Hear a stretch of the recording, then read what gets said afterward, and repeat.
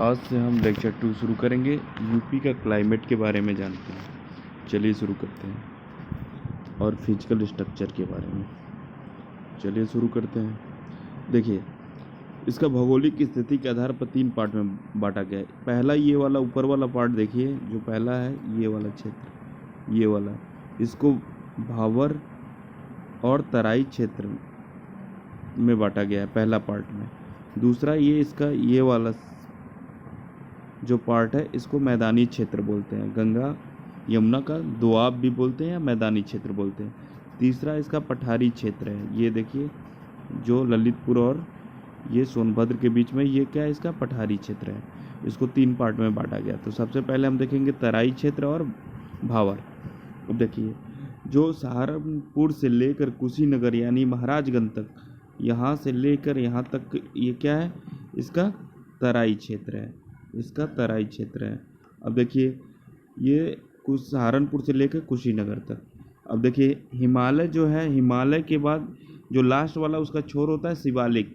शिवालिक में जो, शिवालिक से जो भी कंकड़ पत्थर या जो भी पानी का जो आता है पानी, तो हमारे यहाँ पे भावर और तराई क्षेत्र में क्या होता है, टकरा के हिमालय से खूब ज़्यादा बारिश होती है, भावर क्षेत्र में और तराई क्षेत्र में।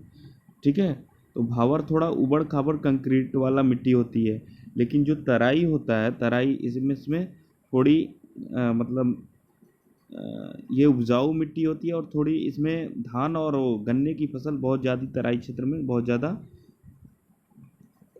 उगती है, क्योंकि ये बहुत ही उपजाऊ भी होती है तराई क्षेत्र। ठीक है, चलिए आगे देखते हैं। अब देखिए, तराई क्षेत्र में मच्छर उच्छर भी ज़्यादा होता है और ये बीमारियों के लिए, मतलब बहुत सारी बीमारियां इसमें फैलती हैं, क्योंकि ये नमी युक्त होती हैं, नमी युक्त होती हैं, इसलिए इसमें बहुत सारी बीमारियां फैलती हैं। और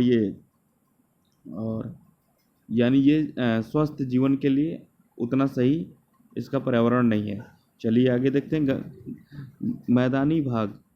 अब देखिए, यहाँ देखिए, ये आपका जो क्षेत्र है, जो आपका तराई के दक्षिण में जो पड़ेगा, वो आपका क्या हो जाएगा, मैदानी क्षेत्र हो जाएगा। अब देखिए, मैदानी क्षेत्र, ये मैदानी क्षेत्र गंगा यमुना का दोआब है, यानी जो इसमें जो इसकी मिट्टियाँ होंगी, ये जलोढ़ होंगी, गाद या कॉप मिट्टी इसमें होता है।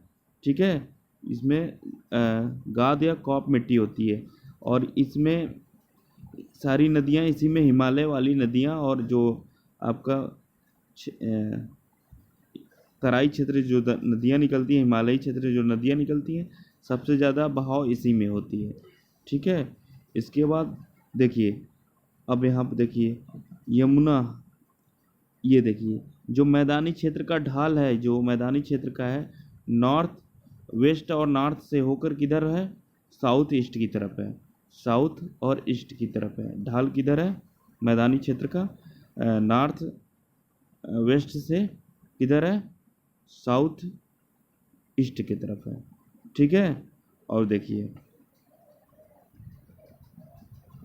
यहाँ पे ये वाला जो है हरियाणा और यूपी से यमुना नदी सीमा बनाती है, किस साइड में, वेस्ट साइड में।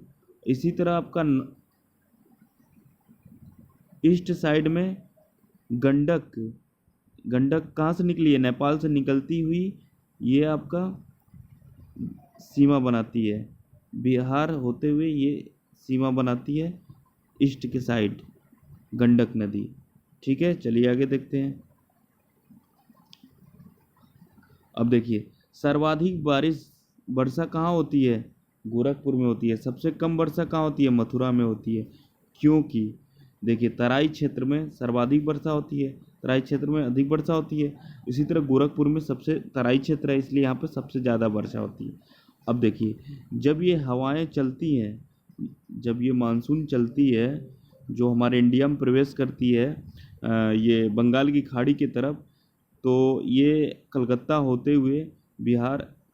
बिहार होते हुए, ठीक है, ये यूपी में प्रवेश करती है। अब देखिए, वैसे तो इंडिया में 1 जून को मानसून प्रवेश करता है, लेकिन 22 जून को बंगाल की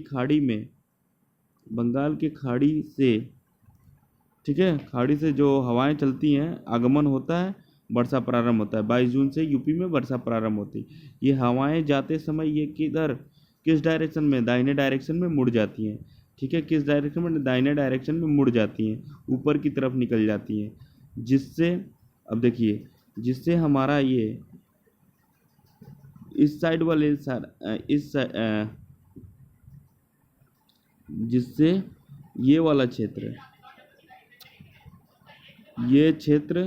ये वाला क्षेत्र हमारा बारिश नहीं हो पाती है इन क्षेत्रों में, जिससे ये क्या हो जाता है, यहाँ पे बारिश नहीं हो पाती है, ये गर्म क्षेत्र हो जाते हैं। और देखिए, इसलिए यहाँ हमारा क्या होता है, सबसे कम वर्षा मथुरा में होती है, क्योंकि हवाएं ऊपर उठ जाती हैं, हिमालय की तरफ चल जाती हैं, हिमालय से टकरा के बारिश कराती हैं। लेकिन इस क्षेत्र में वर्षा कम होती है, मथुरा साइड में।